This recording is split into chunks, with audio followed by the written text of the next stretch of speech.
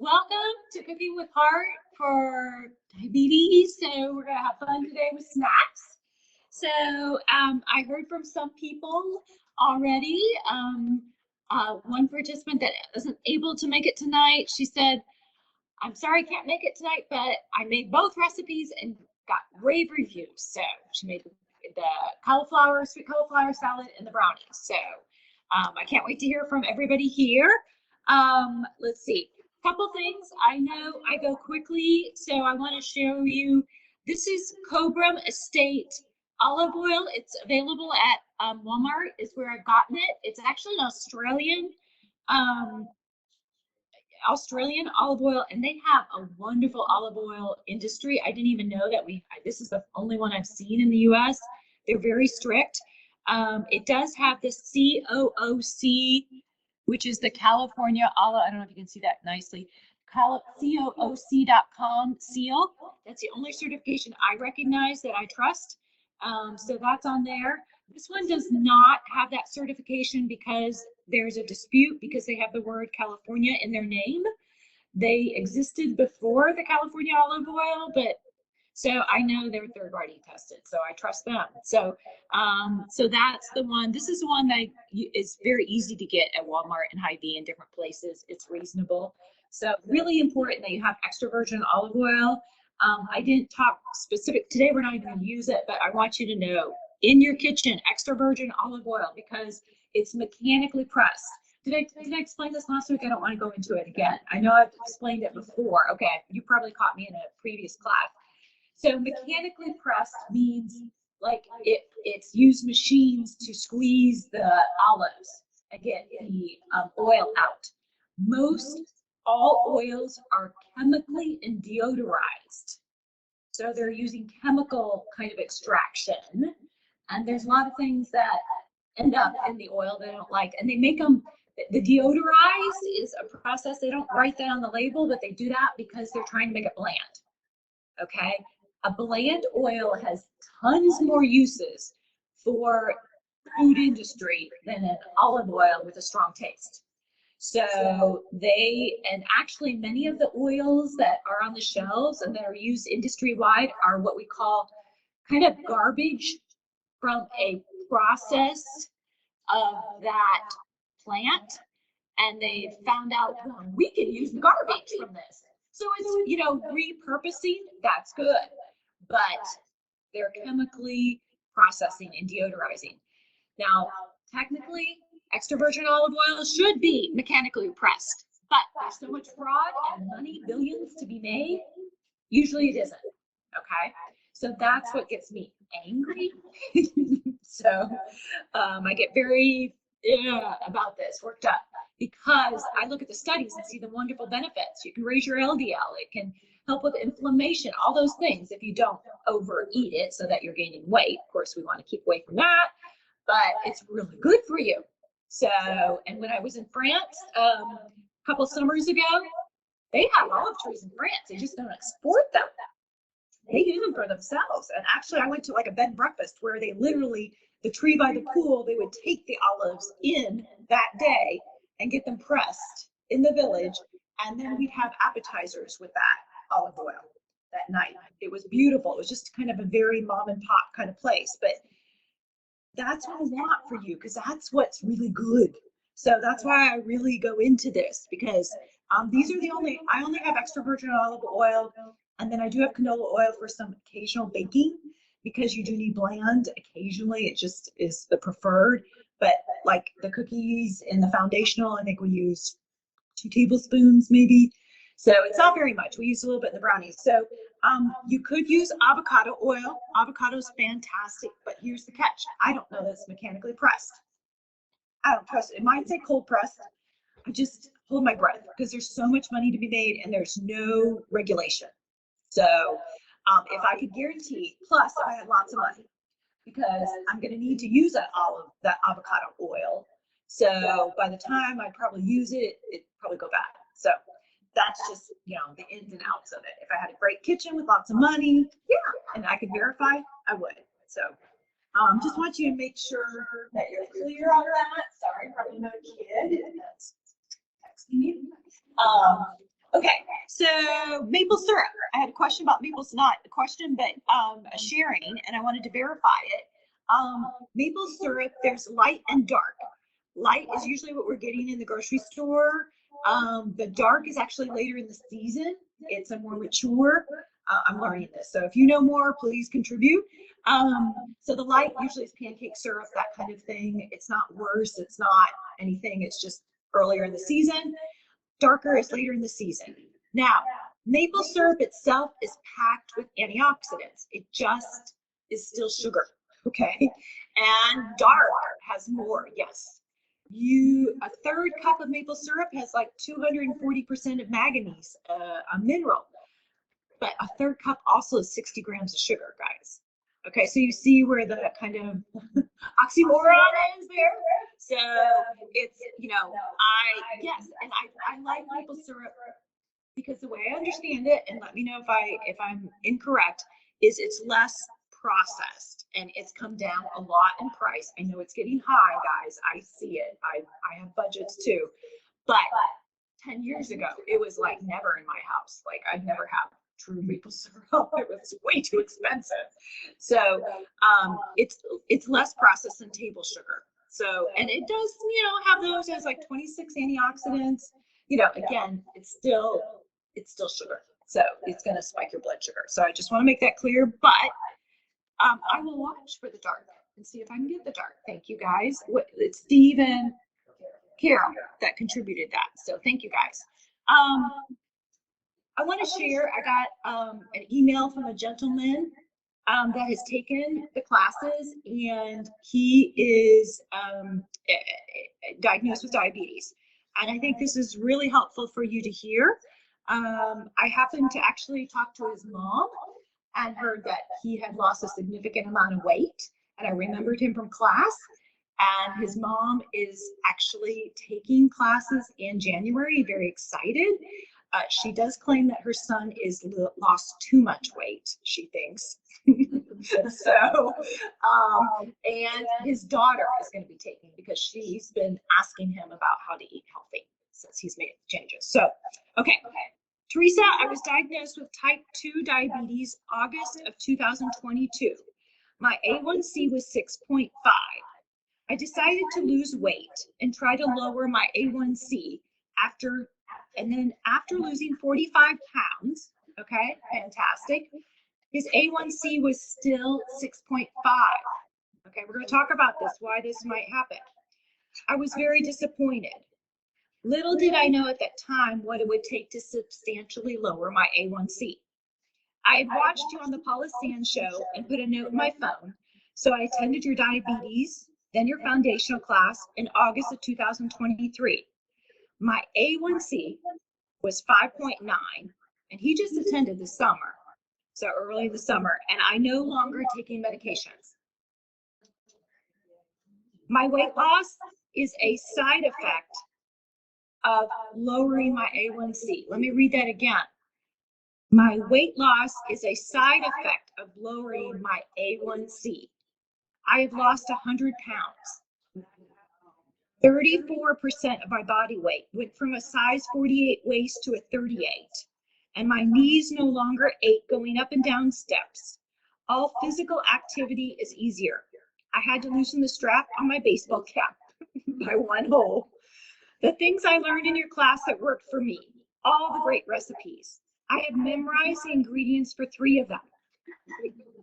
My favorite is the sweet cauliflower salad. I have it every week.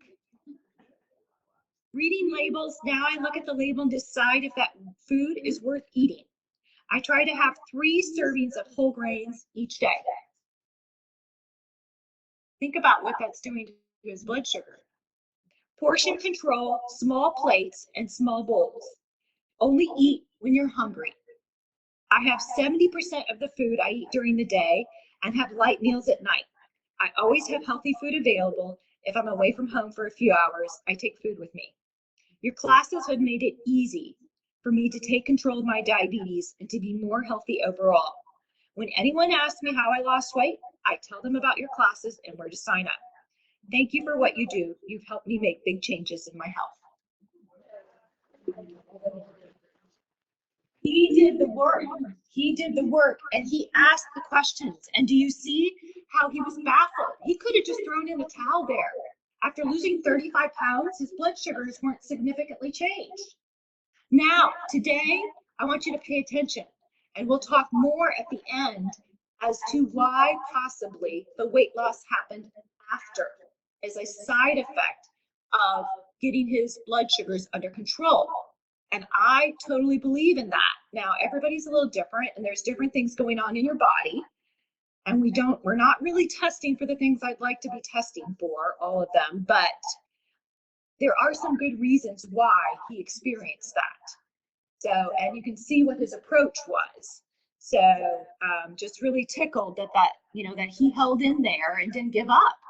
So, okay, next week we're going to talk about why you're programmed to overeat and a mindful eating exercise. So we're going to do kind of like Mark, kind of look at eating for hunger and stopping when full, because we're traditionally not doing that. And if we could just do that more of the time, that would really help our health in a lot of ways. So next week we're going to do that. So those guys at home, you're going to need to have like at least like 3 bites of something. So just like 3 bites. I'll give you guys food that you guys can do the mindful eating exercise with. We're going to do triple powered smoky tortillas next week. And I love these because there are 3 layers of a tortilla dish, but I'm going to show you how you can use each layer in different ways. You can use them individually or you can use them and you can usually I'll make double the batch or I'll make it just for me because now I'm down to 1 kid. So it's very different making food and I'll just repurpose it later in the week. So it's very easy. So that's next week. Mouth-watering microwave frittata, which is a great way to get some protein and some veggies first thing in the morning, or you could do it for dinner technically. So now label reading, I want to quiz you and see if you remember from last week, we were able to squeeze in label reading. So there's 5 things, and you guys at home, I want to hear from you. You go ahead and get that comment, the chats there ready to send an answer. So there's 5 things we look at on the label. What is one of them? Tell me what are those 5? Sodium, yes. So we want 1,500 no more if you have high blood pressure, and 2,300 if you have normal blood pressure. Yes. What else? Saturated fat. Thank you, Paula. Saturated fat. So how many grams are we looking for no more in the whole day? 10. 10 fingers, 10 toes. 10. Just a couple numbers we need to commit to memory. Yes. Awesome. What else? That's 2. Fiber. So fiber. How do we look for fiber? It's a little tricky.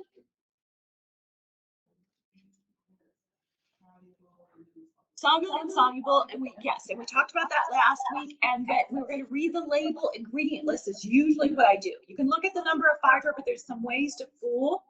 So I like to look for ingredients. We're going to look for 100% whole grain, the word, brown rice, rolled oats, oatmeal, buckwheat, amaranth, quinoa, stone ground polenta, and not G-germinated. Polenta, which I love, is a little tricky. You pretty much have to, if you want to make polenta, you have to order from Bob's Mills. They're not degerminated. What happens is they degerm the cornmeal, which takes away a layer. Okay, it's not the end of the world, but it could be much better. So if you love polenta like me, probably want a special order of that. White whole wheat flour. Okay, we haven't really worked with that, but there is a thing called white whole wheat flour and then whole grain wheat flour. Those are on there. Those are grains, fiber. So awesome. So I think that we're up to 3, 4, 3, 3, 3. What else? Sugar. So how do we look for sugar? There's a couple different things. Added sugar, yes. Pay attention to the added, and what's a number that if you're looking just to give you a feeling where you are with that product. The added sugar and how many grams? Well, 24 for the full day. Thank you, Diane. That's great memory. 24 for females for the entire day for everything you eat, and for males 36. So some people like to just get a feeling as to whether that product is high in sugar, and 10 grams is a good feeling. And then looking for one, an ingredient list, 3 to 5 in the order. That's sugar. There's 61 names. So anything with an OSE, those kind of things. So a lot of them. So so I think we're down to 4 or 5. Did we do them all? I think we did. I think that, I'm trying to think. Oh, serving size. Serving size. And it's not, don't get wrapped up in it, but I just want you to have a feel like, is this realistic? It might should up it just a little bit. If it's a skosh, don't worry about it. Okay, I don't want to get into this like nitty gritty calorie counting kind of thing-ish. So, but if it's like a double, just think double or half, that kind of thing. So just real rough math there. So awesome job. Okay, keep on looking at the labels, just really important to look at them.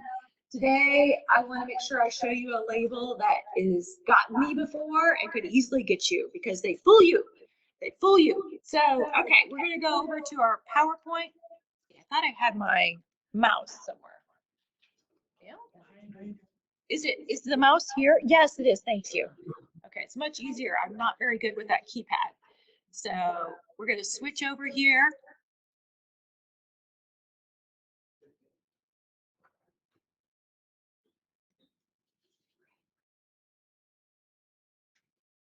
There we go.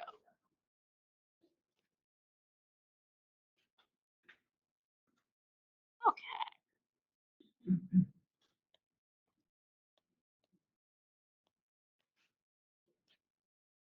Okay, so let's go in what happens in your body with food. So we've got a picture of a person eating an apple here. And the apple doesn't really change a lot. It's smaller pieces. You chew it and it goes down to your stomach and then it enters your small intestine. That's that center light green wrapped up there. And at this point, it's a little mushy, kind of chopped up a little more in that small intestine. It's kind of like applesauce at that point. So it's not digested yet. Technically, we call it digested once it's broken down to its building blocks. So something like applesauce is going to have a little bit of protein, so amino acids in there. That's the building block for protein. The carb, if you remember from last week, it's the simple carb is going to be like glucose, fructose, especially in a fruit. So that's the simple building block for carb. And then there's going to be some starch and fiber in there. Okay, remember starch alone is no big deal. It's kind of like simple sugar. But when we've got fiber, it's a whole different story. So, so it breaks it down. It takes a little time because it's got that fiber in there. And then once it's in these building blocks of the starch and the simple simple sugars and the amino acids, then it crosses into your bloodstream. Okay, it can't get across your bloodstream until it's in these building blocks. So now we've got glucose in our bloodstream, and our blood sugar then is going to rise. And so we want to, and blood sugar is the way we have energy, we need it. So it's a really efficient way that the body uses to have energy. But we need to get them into the cells. It's in the bloodstream. So to move it into the cells, we use insulin. And insulin's a hormone released by your pancreas and liver. They regulate it so that your blood sugar doesn't get too high. And think of it like a key lock. So on each of your cells, you've got a receptor site or a key lock area where the insulin just slides right in there and unlocks the cell to let the glucose in. So the glucose is allowed in. Glucose cannot get in any fashion without that insulin. So really important. So if you don't have enough insulin or it's not around, then of course the glucose is just kind of sitting in the bloodstream there. So it's really vital to have this balance of the insulin that locks onto the receptor site and allows the glucose to enter into your cell and clear out the bloodstream. And your body's really good at doing that to keep your blood sugar in a range. It's not one number, it's a range, a high, low.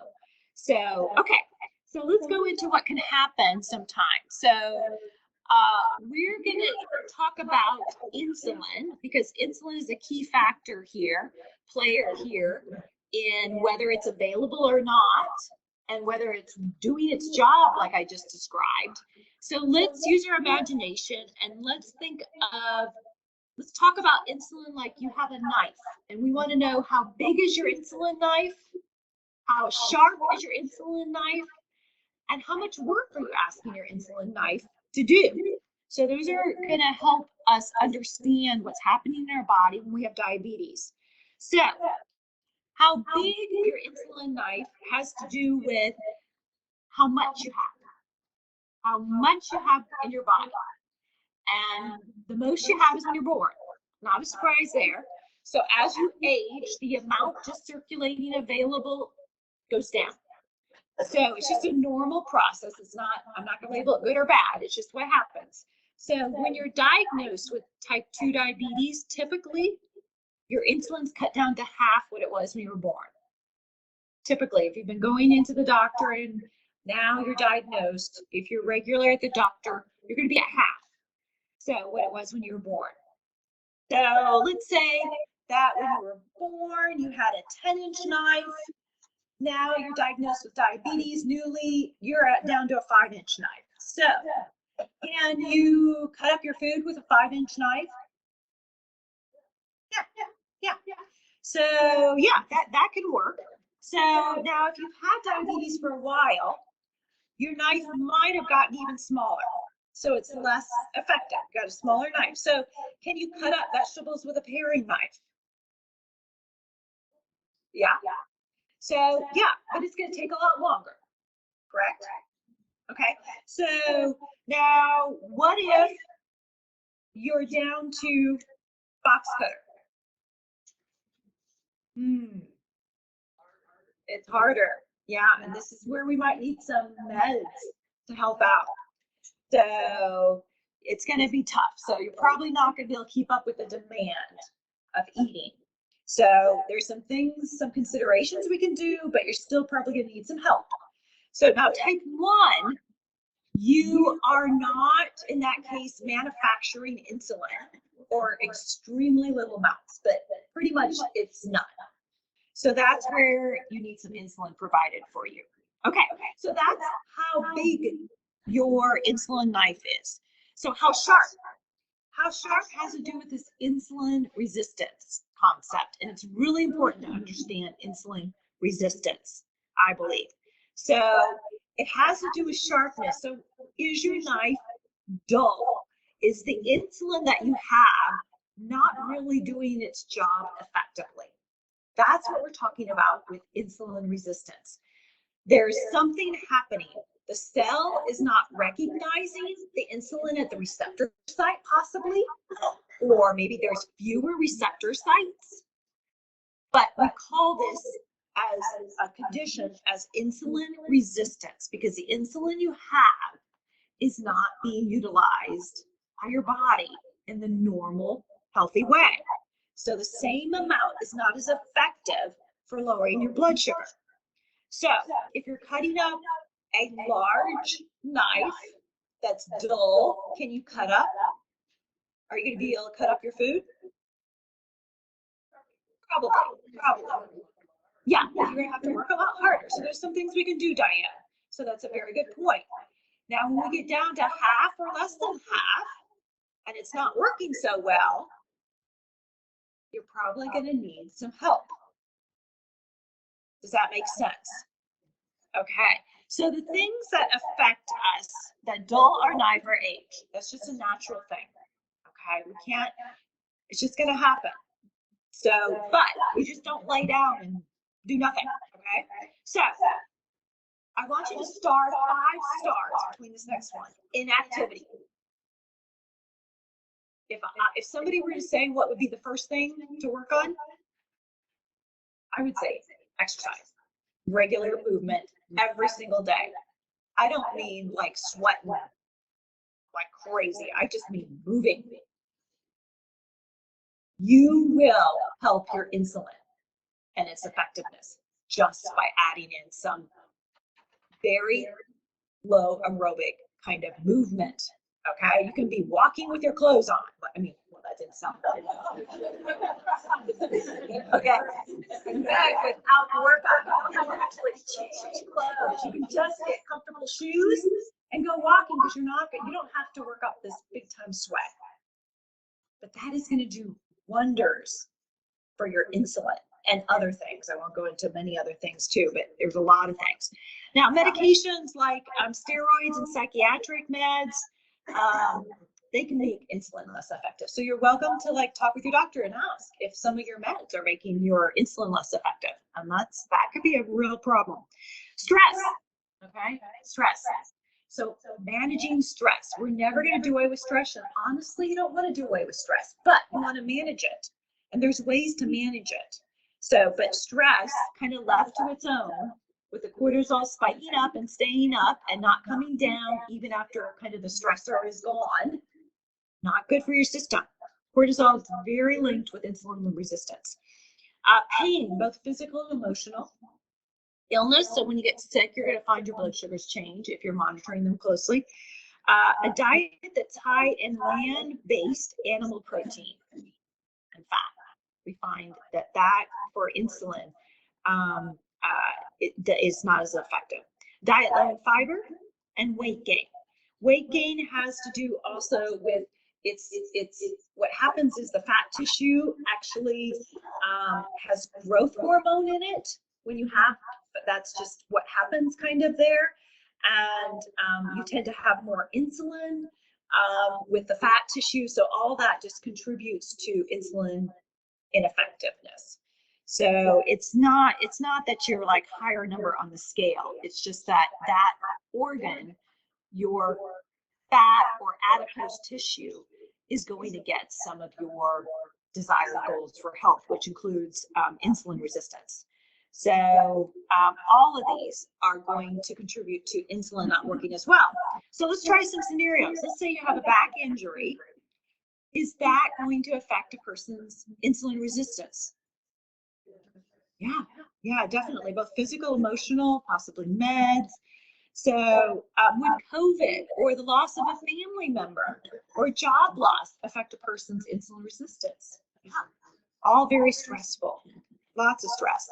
Can someone working longer hours or regularly at a demanding job affect their insulin resistance negatively? Yeah, all those things can. Yes.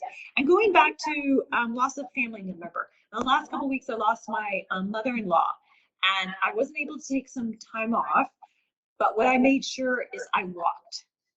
Got a full half an hour every single day, no excuses, because I knew the stress. I was going to need to process that. And I took time for, the other things, crying, hugging, those things that really help process your stress. But it's really important that you don't go, I don't have any time. It's it's your health. You got to make time. You got to call a timeout and say, I need to make time somehow here. So, okay.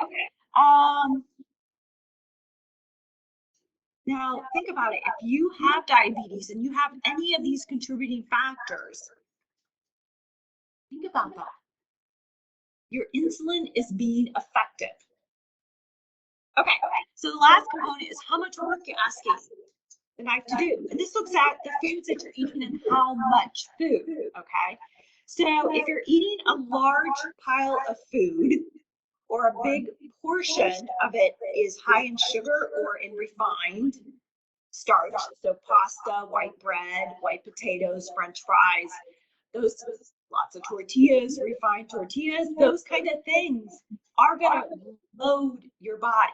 It's going to convert it to glucose pretty quickly, and you're going to need to get rid of it. Otherwise, you're going to have high blood sugar. And if you've got insulin resistance going on, or you're down to a 3-inch knife, you're going to have problems. So if you want to make it easier for your body, you want to spread out your meals 4 to 6 hours. Snacks not closer than 2 hours. That gives your body the time to work. Now, if you do the math, you're going to have to be eating 24 hours a day if you do 3 meals and 3 snacks. Okay, so you got to figure out, are you really doing maybe 6 small meals, snack kind of mini meal, snack kind of things. So that's every 2 hours. And I'm not going to tell you which one you need to do. It depends upon the composition and how much food you're eating. Okay, you only want to give yourself energy and satiety for 2 hours. So that's not going to be a big 12-inch plate of food. And you're going to want to make sure you have fiber. And have not just one kind of food, even if it's a whole food. You want to have, and like today you're going to learn and see that we have a combination of things. We have a good fiber source of carb plus a protein. That's a really good combination. So, and sometimes a little bit of good fat. So if you have fiber at each time that you're eating, you're going to have a slowed release. You are. And you heard Mark. He makes sure he has 3 whole grains a day. He's in a huge minority. So I love it. And he's loving his food. He's figured it out. Now, I don't want anybody copying what he does because that's what worked for him mentally and his lifestyle. You've got to figure out what works for you.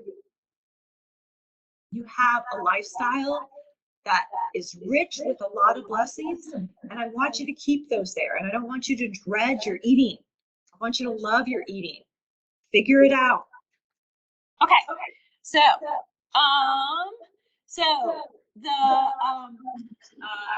sticky, for those at home, I want you to think about a takeaway and send that in the chat. Think about it and send it. It's really good for you and your learning, and it helps everybody here. So just write one thing, one takeaway, one thing that like is popping in your head. There's no right or wrong to this. So go ahead and write that down, and Tanya will help me collect those. Think about your action step. And I am going to ask that you also, let me get back here so we can do this together. So, I want everybody to stand up.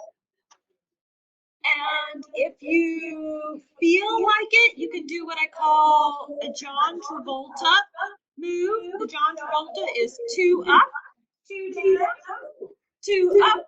And you can do a better imitation than me if you want to. 2 up, 2 down, 2 up, 2 down.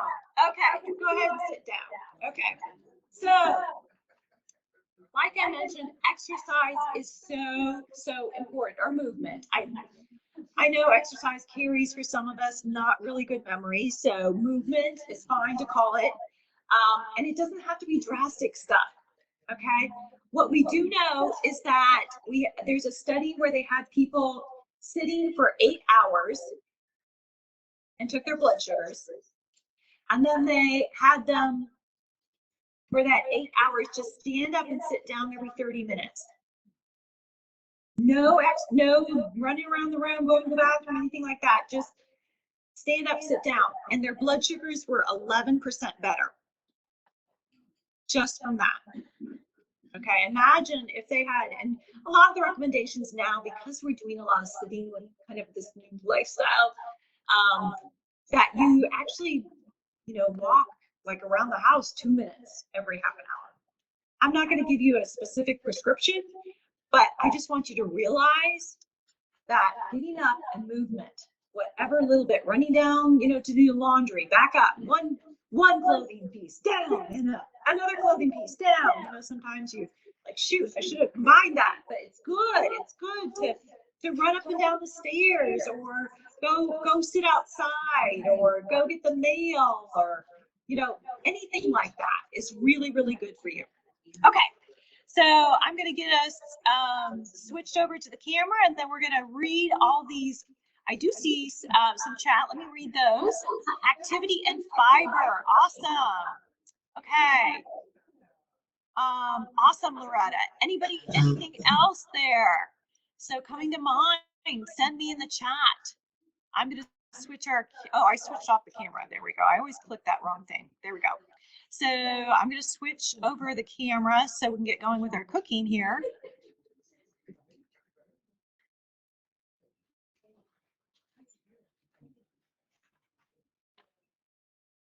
Okay.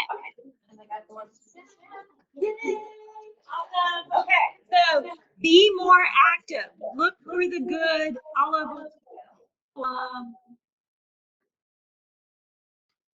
Dax? Carol? Sorry.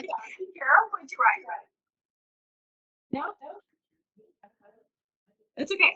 Insulin resistance, eating one large meal equals loading, like that. Activity with fiber, walking 30 minutes each day, exercise, increasing movement. Yes, make it fun, guys. Just start making it into your lifestyle. Effects of insulin, reduce stress with exercise. Yes, you can reduce stress with exercise. Yes. Portion size and exercise, smaller amounts. Mindful eating, yes, we're going to do that next week. Eat more whole grains, awesome. More fiber in. Great, great, great. Love all these. So, weight bearing. Walk weight bearing daily. Yes, that's a really important key point. So, We have one more typing. So. okay, awesome. Okay, just go get shopping all the time. Yeah, we see those. So, let me get ready here. We're going to put on some quinoa for our burgers. So, we're going to make a quinoa burger. And what I love about the quinoa burger is they're really easy to shape. Some of the burgers I've tried online, they kind of fall apart. You have to, get that right balance of everything. Here, this one, I've never had any problem shaping it, getting it to cook, that kind of thing. So quinoa is a seed technically. So how many of you use quinoa? Looks like birdseed. Awesome. So it's got a 3/4 cup of cooked quinoa, has 8 grams of protein, so that's more than an ounce of chicken, fish, meat. 5 grams of fiber. 5 grams of fiber in quinoa.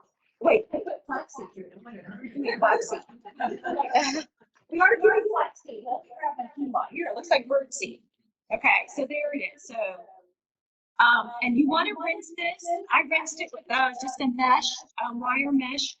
Even if it says rinse, I always rinse. There's nothing dangerous, toxic, or anything. It's a white film that's naturally found in the outside of the quinoa. It's called saponin.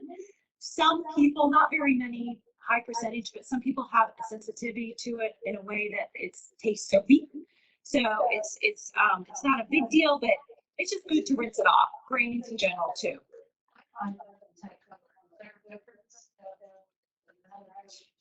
The multicolored, usually you're going to get some more antioxidants in the darker colors. Usually have a nuttier kind of flavor. So most people will start off with this is very, bland. It's flavorless. So very good question there. So yeah, the tricolor or the multicolored, those are great to have, especially if you like them. I like sometimes they're nutty kind of flavored. So quinoa is nice because it doesn't clump like sometimes rice can do. You can easily make it and freeze it, and it can last for a couple weeks. In the refrigerator, it can easily last a week. It takes 10 minutes to cook. So some of my kids are big white rice addicts. So sometimes, especially when I had all the kids there, I have a rice cooker and spoil. So I throw in rice for them, and I just put a small pot of quinoa for me. And I make a little extra, and then I just keep throwing it in things all throughout the week. So it's just so easy. Yes.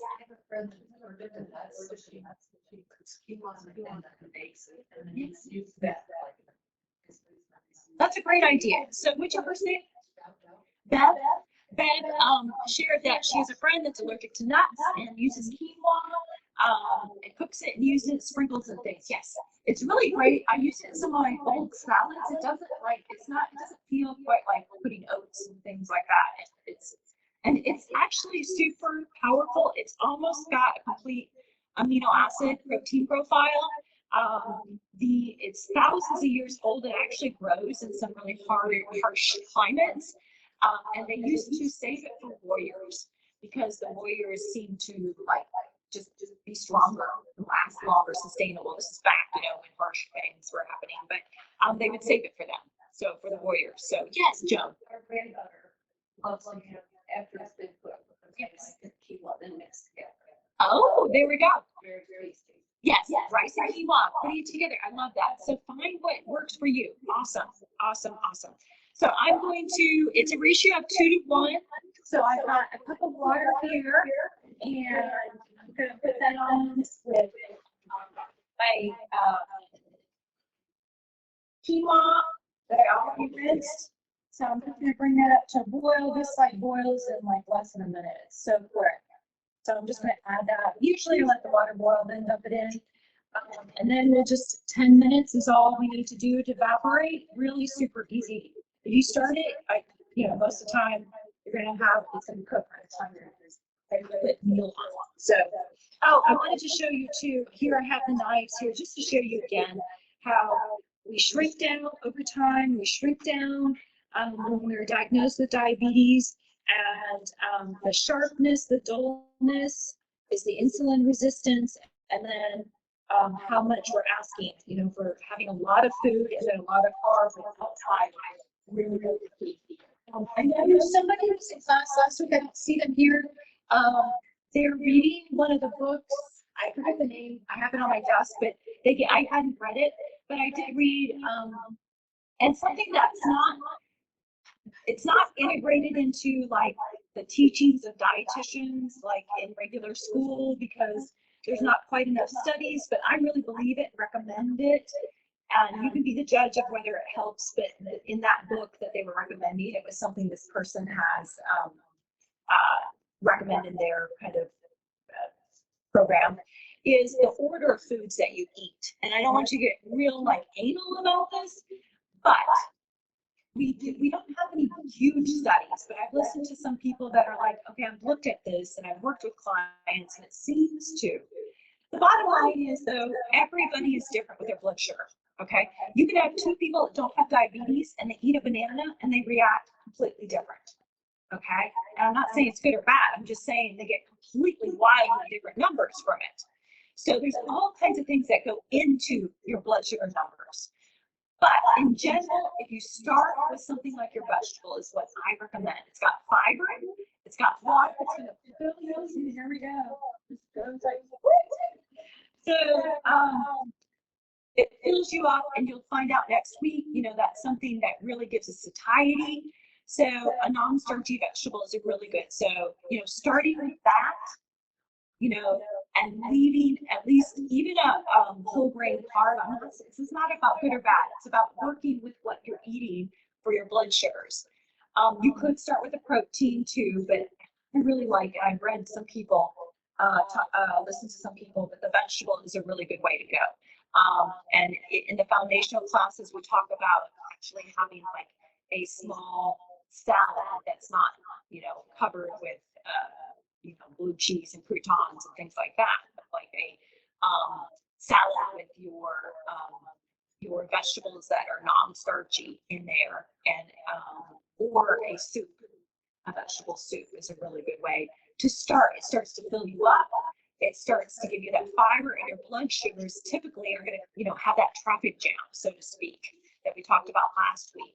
So that your rise will be completely different. We do find, depending on the order that you eat, you can have different blood sugars. So that is something to think about. I'm going to give a talk next week for a group, a Lions group, regarding diabetes in DeWitt. And they want holiday eating. And that will be one thing that I will share for individuals with diabetes, is have a big size vegetable salad to begin with. Have it ready before you go and have, a little bit of this sweet or that, just to have your blood sugar. The last thing you want to do is go starving and eat a big thing of something with a lot of sugar. That is just massacring your blood sugar. So, we've got quinoa going. So, you want to mash. You don't really need to put in the blender. I've actually come around to not using the blender. The pinto beans. So I use the pinto beans here. This has got 8 grams of fiber and 15 grams of protein in half a cup. Pretty amazing. That's like 2 ounces of meat. So this is a no salt add. I was able to find it this time. So I rinsed this. So this has only 5 milligrams of sodium. So, and then you just want to mash it a little bit, just give a little arm action in there. I still leave some of the beans whole pieces. pretty close to that. That's all you need to do. There we go. Okay, so you see there, you can see some of the beans, some of it's mashed. We're not making a full-fledged refried beans kind of thing. So flaxseed, that's what I had. The flaxseed is what we're going to use instead of egg, and it really helps bind it. Flaxseed also has great source of fiber. It has plant omega-3s. It's not, we'll talk more about that the last class, but it's just really, it's great for hormone regulation. I have 2 tablespoons every day on my oatmeal. It doesn't make my hot flashes disappear, but it does help them a little bit, and it's known to. So flaxseed is just really great. So here's my flaxseed. So what's my here? Oh, that's why, because I put my little note on the top of the bag. I'm running myself. There we go. Flaxseed. Flaxseed looks a little different than the quinoa, but it's got that brown. You need to grind it, okay? So this is my container from home. What I'll do is I will grind up about that much for the week and then put it in the freezer. This goes in the freezer too, okay? But then all I do is open it up, 2 tablespoons dump. I don't measure it, just kind of on my oatmeal in the morning. But we don't have the enzyme to chop up the flaxseed. So it will show up in your stool if you don't grind it up. Now, I never buy the ground because when you're talking seeds and nuts, the oils in them are, I wouldn't say delicate, but they're a little more apt to be oxidized. So keeping the freezer is the best thing. I just don't want to have to keep track of dates and that kind of thing, how much I'm going through something. So my walnuts go in there. The only thing that doesn't is pistachios. I don't have any problem with pistachios, but I've had problems over the years with walnuts. You can taste them when they go rancid. And if you taste a rancid nut, just know that it's been rancid for a while. It's you tasting it. And rancid is like the opposite of what you want to happen. Rancid means it's oxidized. So that's going against you in your body. So that's why all my seeds and nuts go in the freezer. So we're just going to, let's see, where's my flaxseed? Here it is. I have it ground up there. I'm going to add that to the water. It will thicken it up. It just takes like 5 minutes. You might you can use a coffee grinder will work perfectly. So I have a personal blender that fits for this, but I used to for years use a coffee grinder. It'll work. So it's fine. So thank you for asking. So it doesn't take a lot. This will thicken some. It may not thicken all of it. Don't worry. It's fine. I've never had a problem making the burgers with these with a little water in it, whatever. So, we're going to wait for that, but I'm just going to sprinkle in my seasonings there. We've got some really good seasonings here. I will email out a additional spice idea, but this is kind of what we call a general. We use paprika, ground cumin, chili powder. Chili powder, you never want to use Tones or McCormick because they add salt. They don't say it because it's so small. Always they make that small little one. You have to go to the website, dig, or you have to call them up. So, but I just know from experience they always add salt to their chili powder. So use another brand. But this is a really great combo, and garlic powder. It's kind of your general. If you don't know what to do, a little paprika, cumin, chili powder, and garlic powder. You're good. So some garlic. I'm just going to use the garlic. If it's minced here, you can use fresh if you want to, but I have both because sometimes I am in a hurry. I'm just like, let me just get the minced. So cornstarch is going to help absorb a little bit of the moisture. We use that a lot of times, just kind of absorb some of it. So I'm going to add in the quinoa in just a second. Looks like it's about ready there. So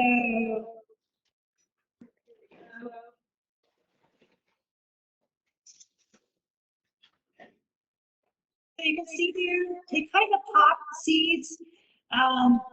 You don't really hear them, but if you read about it, they say they will pop. So we're just going to stir that. And then the last thing is the flaxseed.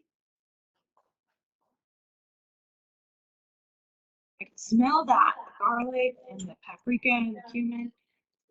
So you can see some of that was thick there, some of it was just watery. It's fine. So I've had no problem. If it's more watery, it might just take a minute or two more cooking, but it never falls apart. So that flaxseed really helps. Flaxseed is like an egg substitute. It's not perfect. So you can substitute a lot of things with the flaxseed for egg, but not everything. Just, kind of look online and see if you can. Okay, so here's our dough. So we just do about like that for a patty. So that's the snack size. That is like a dinner size. Okay. So if I let the quinoa cool a little bit, a little more moisture would be off there. So, but we've got in the oven, we'll take those out in just a second to show you some of the finished burgers. So you can use these as a dinner or you can use them as a snack. So super easy. You can change up the seasoning, add more seasoning. Now for toppings for it, what kind of things are you going to put on top if you want some moisture, want something on top? What are some things you can do? Lettuce and tomato, yes. Onion, thank you. Avocado, oof, love that idea, Paula. Love that.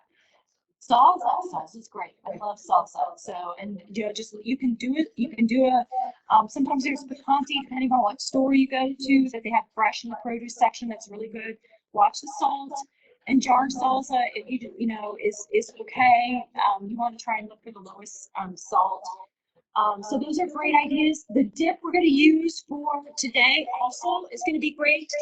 There are some renditions of ketchup that use tomato paste. So that's something you might figure out for yourself, a little tomato paste and some seasoning mixed in there, maybe a little Dijon or something. So, but be creative there for ideas of what to put on if you want to put, you might not need anything. So, but those mini burgers have well, you tell me, what are the fiber sources? Flaxseed, quinoa, beans.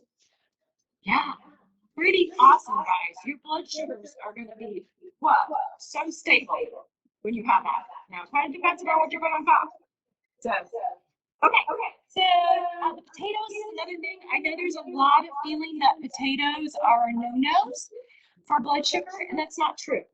Okay, especially sweet potato. Sweet potato is that pretty color, and this has lots of antioxidants. It's great for getting metals out of your system. So if you've accumulated some metals, it's really great for getting out. Plus, it has this protein called adipectin or something like that, adipectin, that helps with insulin resistance. So it actually helps with not only is the fiber good, but there's stuff in there that's going to help with your insulin resistance. So, so real quickly, let's see. I grab that one. My favorite. So, just want to take you through how to get the cubes, the ends you get off. Then traditionally, I want to work what I can work with. This is actually for me too big. I like to work about like this much. I stand it up because you have to put pressure on a sweet potato. So I don't want you rolling it around. You might miss and cut yourself. So you want to just something manageable, okay? So this is manageable. I stand it up, and then I'm just going to slice it down there. Now I've got, these are flat edges. So now I can carefully here. So now I've got cubes there, about centimeter, 2 centimeters. So on the pan, so yeah, I've got some here too. I want to show this. So we want to spread them out a little bit. So we could probably put a few more here. So I'm going to cut this again, just like this, because to me, this is what I can handle. I want to be safe. So look at that pretty flesh there. That's got antioxidants. Color tells you antioxidant. There's other good stuff if it doesn't have color, but I'm just saying, So, okay, so we want to spread it out like that. That's pretty good. Okay, you put it in there. It does take some patience to cook it, and then usually I just flip it. I just take the spatula and I don't like flip each one over. I just kind of mix it up So, and what you want is, you'll see, we'll show you in a second, you want that dark brown, not quite black, but the dark brown is the roasting that's happening. I do sprinkle a teeny bit of salt, just like that. So most people like it, brings out the flavor. We're not like licking it salt, like kind of thing. So, but we're roasting it. We need to roast it 400 degrees. You have to roast anything at 330 is the minimum. And then you go up, and with a sweet potato, we're getting a little caramelization, and that dark brown is actually some aromatic things that are coming through. So that's why we want to really kind of be patient, and if we can, make sure we have, not everyone, but many of them have the dark brown on it, because you're really going to like that. That's going to be yummy good. It's going to give a complex flavor to it. Roasting is a really great way to go for vegetables. A lot of people love roasting vegetables. I roasted this weekend butternut squash cubes just like this. Red, I always do red pepper. I love red pepper. And the mushrooms usually always do. So I roast those and I eat those all throughout the week. So they're just yummy. I can do all kinds of things with them. I also made the kale salad this week, which is a salad that I do in my foundational class. So, you know, that's just how I easily get into vegetables all throughout the week that I love. I love those. I look forward to my lunch with those things. So, so this is how we roast. You can roast anything. You know, broccoli is delicious. My daughter just loves broccoli. She knows how to roast it. All I have to do is rinse and cut up the broccoli florets, and I can set it on the counter or in the refrigerator, and she'll roast herself. So we have an air fryer. So the air fryer is nice for roasting. It's not quite as, I'm sure a chef is not real loving air fryers. Air fryers just don't seem to have that holding at the temperature really well all around it. So for roasting, I do that, but I just know it's not, if I was doing it for guests, I wanted my broccoli to be roasted perfectly, I'll do it in the oven. So it's fine. It passes for the kids and me in the air fryer. 10 minutes is all it takes in the air fryer. So, but if I want to make it really nice, then I'll do it in the oven. So for the dressing, it's really simple. It's just non-fat Greek yogurt mixed with a little Dijon. This is the lowest sodium. Usually it's the white wine one. And a little bit of garlic powder, onion powder, stir that up. Now, Greek yogurt normally alone has that kind of sourness to it. But you see, most people, when you add a little bit of Dijon and the garlic powder and the onion powder, it goes away. So now if you really try, maybe you'll pick it up, but for the most part, it goes away. I like this because this is a protein. Again, we don't label foods good or bad. We combine them so that they give us health.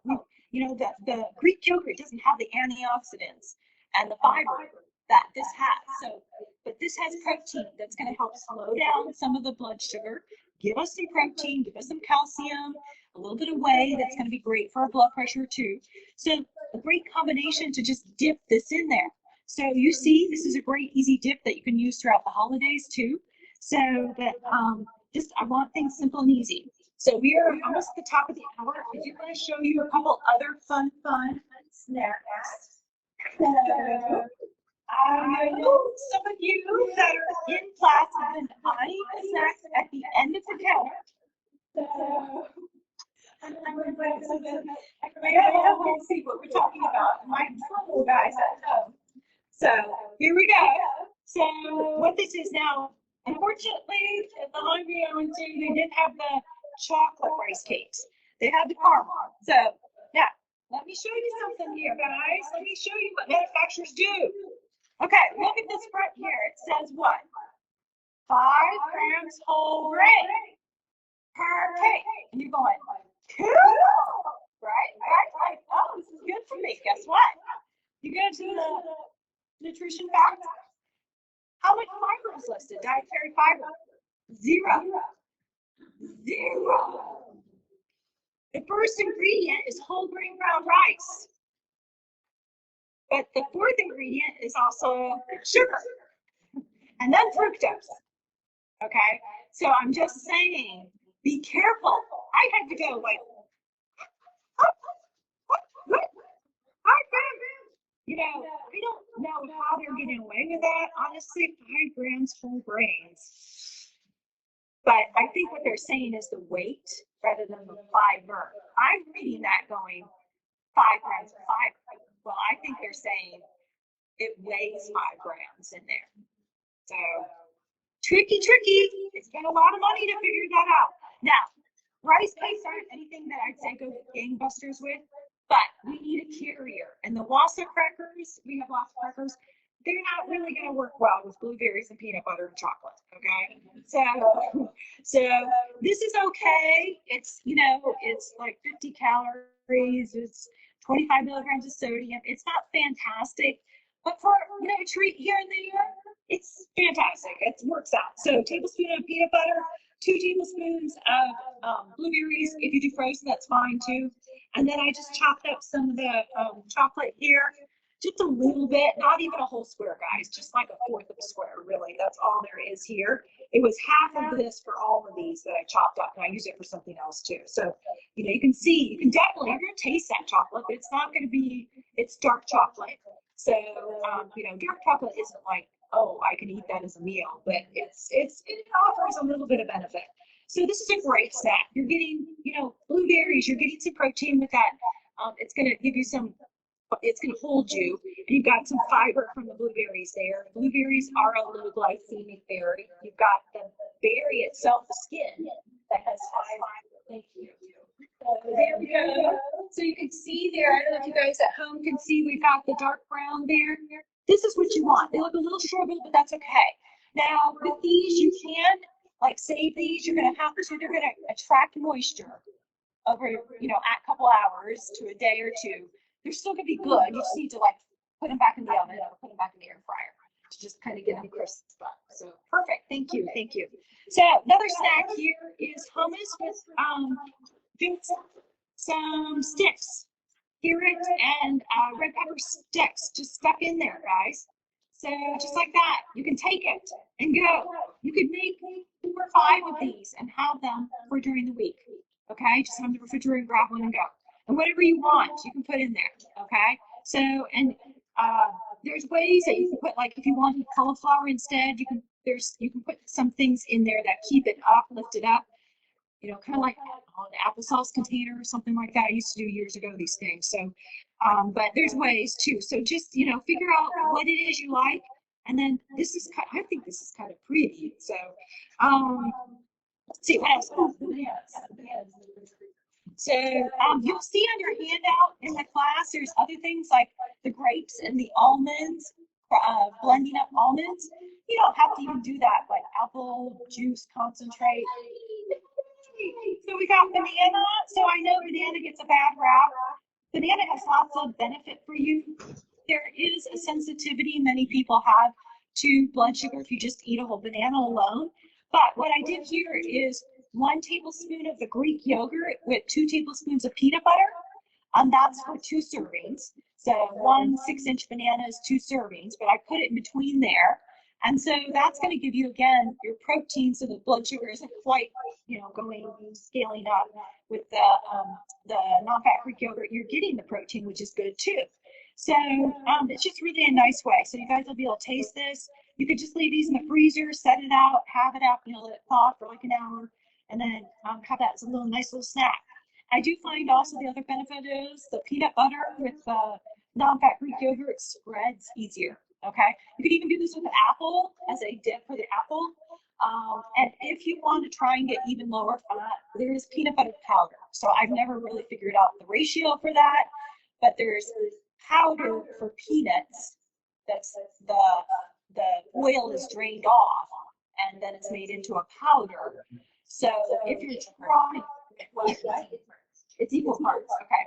So it's for some people that are really looking for, they love peanut butter, they want a little more, but they don't want it. It is, you have to watch out because there is quite a bit of fat. It's not harmful fat, but it still adds up, and it's going to add up in different parts of our body if we don't watch out. So, so those are some great snacks. There's other ones on your handout, but I just want you to know there's a lot of fun today. Oh, I wanted to share dry roasted edamame. So anybody, have you guys had this? Okay, you have to try. I'm actually working on my presentation for next week at the Diabetes Duet Club. And I actually made today and I ate it all. So it's in here.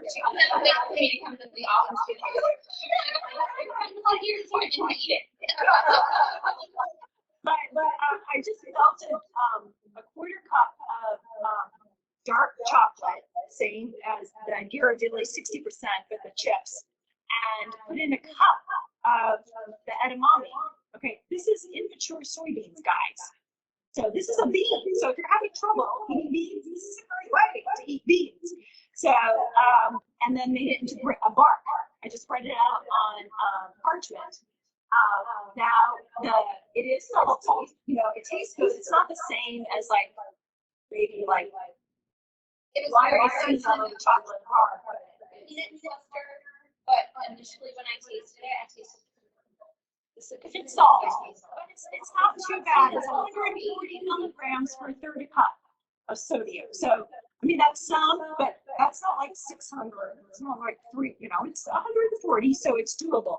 So this is something I'm also making, I'm calling them cottage cheese frosting shots. So they're cottage cheese with dark chocolate and a little bit of maple syrup. I kind of worked on it. Vanilla that I blenderized in the blender, and then put in a little shot glass, and then put sprinkles, either some chopped up Ghirardelli or some just pretty sprinkles. So again, just having fun, guys. That has cottage cheese, so it's got proteins with the dark chocolate. So, you know, it's not a meal, but it's something that you could have for the holidays, and it wouldn't blast your sugar, your blood sugars. So just want you to know you can have fun if you look for it. And now you're here. And you get ideas. Some of these will work for you, some won't, but don't be afraid to change the recipes up to make it for you. So, and share what you find out. We want to hear. So everybody's here learning together. So you guys have your action steps. I did see somebody, I didn't get a chance. I saw somebody and they had 5 checked off action steps. Okay, I was gonna write a little note. I think we're asking too much. 5. Okay, yeah. Remember, baby steps, guys. This is a journey. You're on it for the long haul. I'm still on my journey. I'm still figuring out things too, guys. So yeah, it's a journey. So thank you, guys. We're gonna enjoy our burgers. And the burgers, can you use your gloves to show them? So I want you to see the burgers. I mean, they just look like regular burgers-ish, you know. You can see that they're kind of crispy.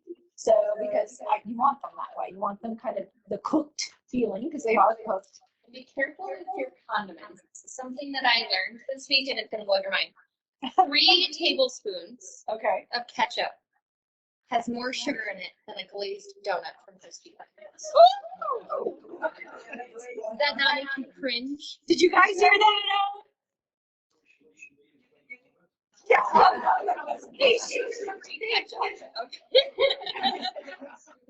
They do. Yeah. But then, Didn't blow your mind, guys. So, okay, there you go. So, you know, those look homemade. They taste. You tell me how they taste. You're welcome to change them. I'll send you a spice handout if you want to make it a little Northern Africa spicy. You know, I have different spices on there that you can use that don't have salt. So, thank you, guys. And next week we're going to have a mindful eating activity. We're going to talk more about why it's really, really almost impossible to not overeat processed food. So, ultra processed. So, thank you. And yes, I think we're ready to eat, guys, here. Thank you at home. And you guys at home, feel free to, I'm trying to reach out to you guys. I haven't gotten to everybody. Reach out to you and feel free to send back to me your action steps. Because you're not here and I'm not able to kind of these people here are leaving their action steps and I'm looking at them. So feel free to just, you know, respond to one of the emails that you get from me. It'll come just to me. It won't come to everybody in class. And just say, hey, I'm going to do this action step and this action step. I'd love to hear from you that way. So thank you. Julie said she tried the dried strawberries with walnuts this week and really liked it. She's going to try it with some fried apples that they're going to make soon. Julie, keep us posted. Love it. Yum, yum. Woo.